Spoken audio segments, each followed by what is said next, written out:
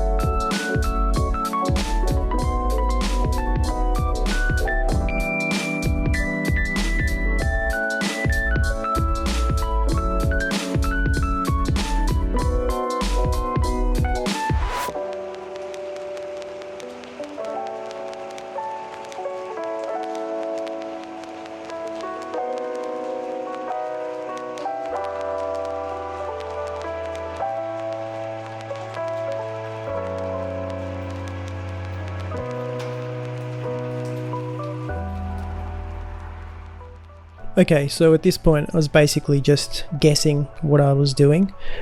My thoughts were to just undo all the obvious things and see what came loose and take it from there.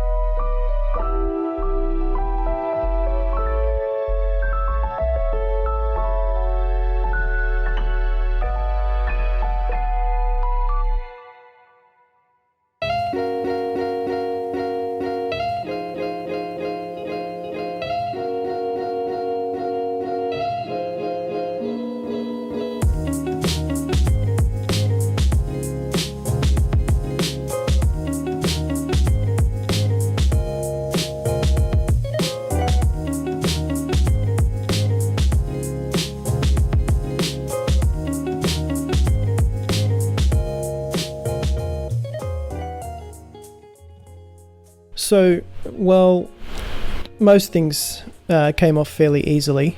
Others need a little bit of persuasion.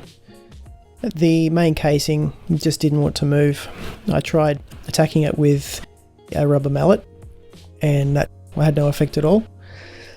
So it was at this point that I decided to stop and do some research before I broke something.